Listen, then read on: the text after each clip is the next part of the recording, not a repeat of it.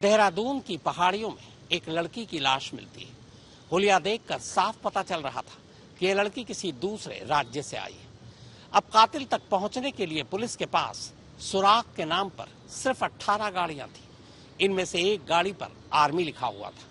ये गाड़ी जिस अफसर की थी वो एक लेफ्टिनेंट कर्नल था, पर सिर्फ एक गाड़ी की बिना पर एक लेफ्टिनेंट कर्नल को कातिल कैसे ठहराया जा सकता है?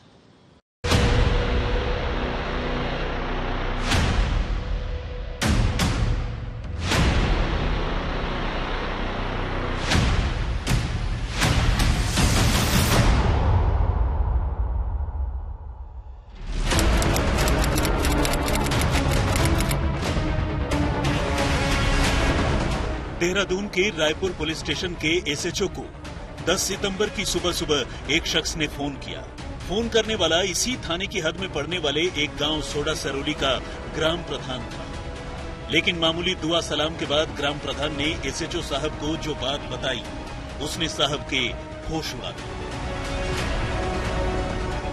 ग्राम प्रधान का कहना था कि उनके इलाके में एक लड़की का कत्ल हो गया और लाश उन्हीं के थाना इलाके में सिरवालगढ़ की एक सुनसान सड़क के किनारे झाड़ियों में पड़ी है। फोन करने वाले ने यह भी बताया कि लड़की के जिस्म में और खासकर सिर पर चोट के निशान हैं।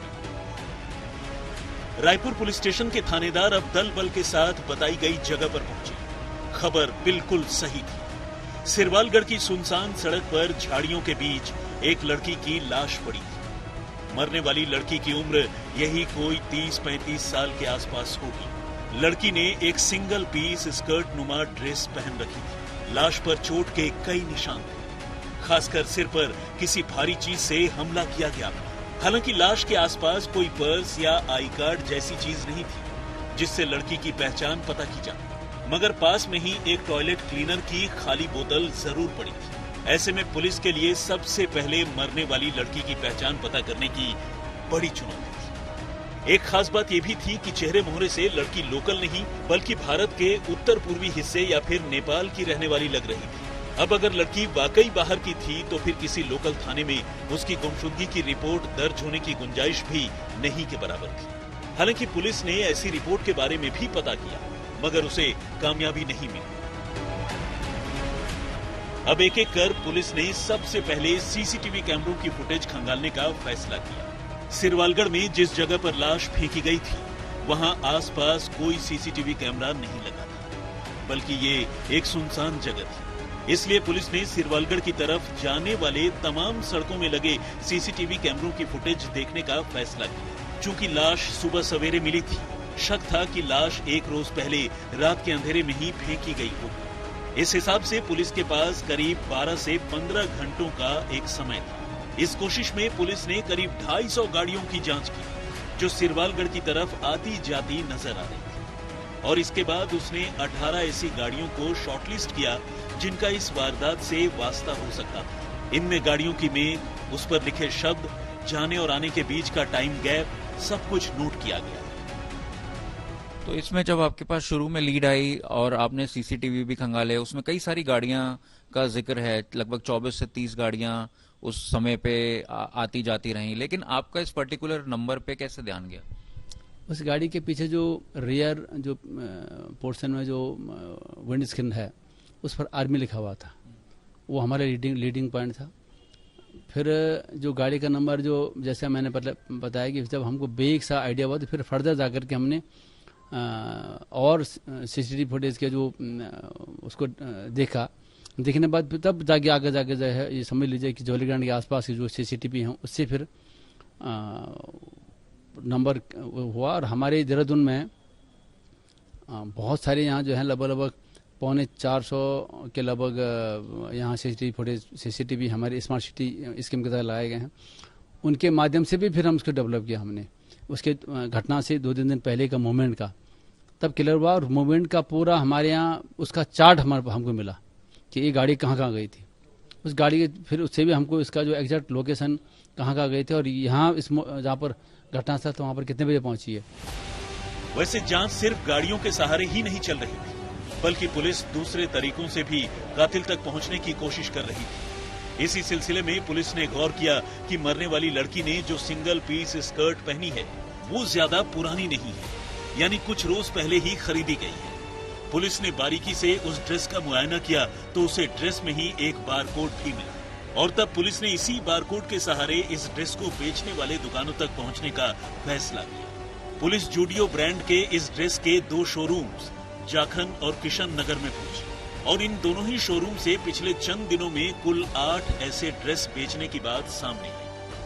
तो ये सारी लीड्स आपको कहाँ से मिली? उसमें एक चीज आपको बता दूं कि जो ये मृतका कपड़ा पहनी हुई थी, एक सिंगल पीस जो आपका स्कर्ट टाइप का वो नुमा वो ड्रेस था, उसमें जो मेरे ख्याल से लगभग 2-2.5-3 महीने के लगभग पहले खरीदी गई थी और उसका जो उसमें एक बार कोड था, वो बार कोड के माध्यम से भी हमने जानकारी की। जूडिया कंपनी का एक जो है वो प्रोडक्ट है, उसके माध्यम से भी हमने उसको फर्दर डेवलप किया। तो डेवलप करने पर जानकारी मिली कि केवल बहुत 3-4 पीस वो बिके थे। फिर हमने कौन सी दुकान में बिके थे उसको डेवलप करके फिर वो एक बेग सा आइडिया वहां पर भी स्टेब्लिश हुआ। धीरे धीरे ही सही पुलिस कातिल के करीब पहुंच रही थी।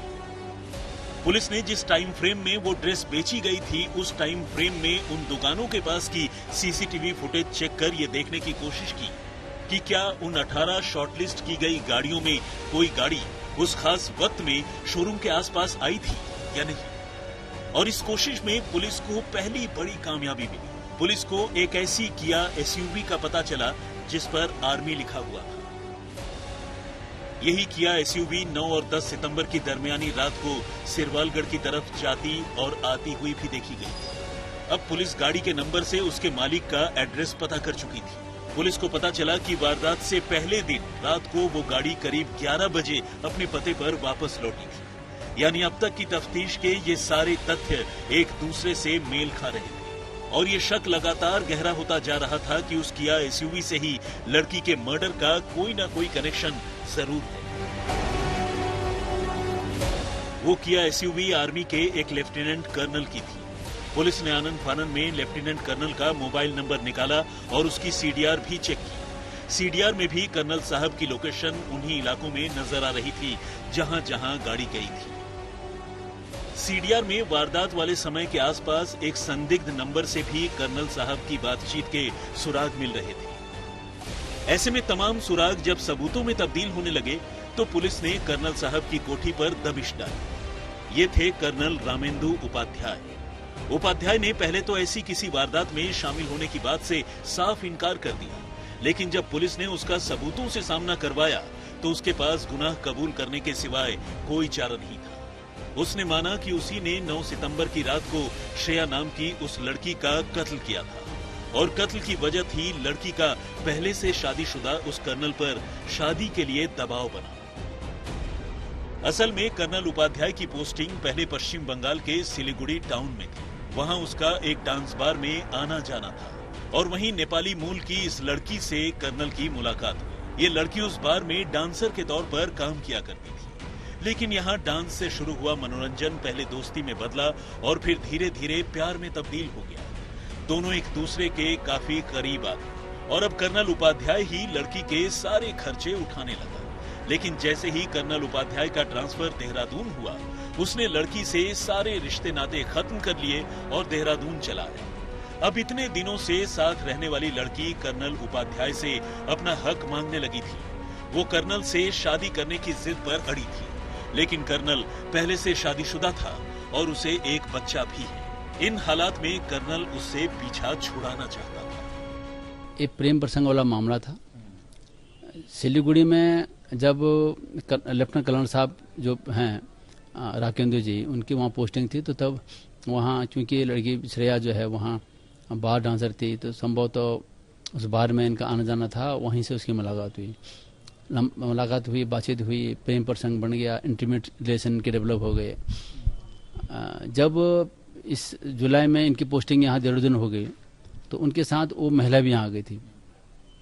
इनिशियल स्टेज में उन्होंने होटल में रखा उस महिला को और जब वो बड़ा महंगा पड़ गया तो फिर क्लेमेंट टाउन इलाके में ही उस महिला के लिए उन्होंने जो है एक कमरा लिया और तब से वहाँ रह रहे थे। और वो महिला, वो जो मृतका है, वो भी विभिन्न स्तरों पर जो है लेफ्टिनेंट कर्नल साहब से जो है शादी का दबाव बना रही थी।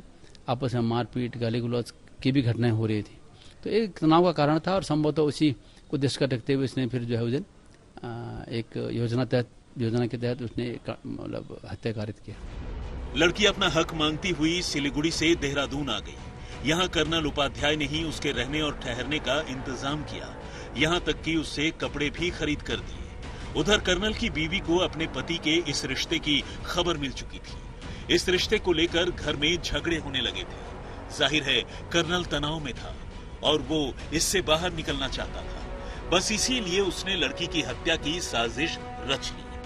9 सितंबर की रात को वो श्रेया को अपने साथ एक बार में लेकर गया। वहां दोनों ने शराब पी।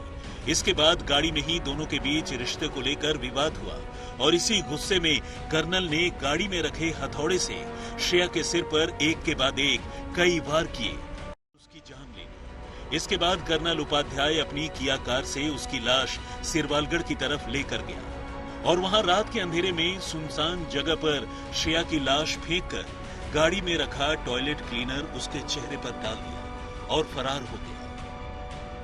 9 तारीख को जब वो अपने घर से निकलता है उस महिला को लेकर के, पहले बाहर में गया, वहाँ शराब पी। शराब पीने के बाद उस महिला, जैसे उसने बताया है कि वो महिला ने कहा कि मेरे को हाईवे में ड्राइव में ले जाओ। वहाँ जा करके उसने शारीरिक संबंध बनाने का दबाव बनाया और उसी के तहत जो है महिला ने दबाव बनाया और उसी तहत जो है वहाँ पर जंगल में ले गया और वहाँ पर उनकी आपस में कहासुनी हुई और हथौड़ा इस गाड़ी में रखा हुआ था ऑलरेडी और उस हथौड़े से उसने फिर वार किया और उसकी हत्या कर दी। जो ब्लंट ऑब्जेक्ट से जो है उसको जो हेड इंजरी है उसे उसकी डेथ होने का कहीं इंगित किया होगा, मेरे को जहाँ तक लगता है। लेकिन मेरे पास अभी पीएम रिपोर्ट नहीं आया। हालांकि देहरादून पुलिस ने टेक्निकल इन्वेस्टिगेशन के सहारे महज 24 घंटे में इस मामले की जांच पूरी कर ली और लेफ्टिनेंट कर्नल को गिरफ्तार कर मामले का खुलासा कर दिया। पुलिस को आरोपी के मोबाइल फोन से लड़की की तस्वीरें, दोनों के बीच हुई चैट समेत कई ऐसी चीजें बरामद हुई हैं जो कर्नल उपाध्याय के खिलाफ अहम सबूत साबित हो सकते हैं।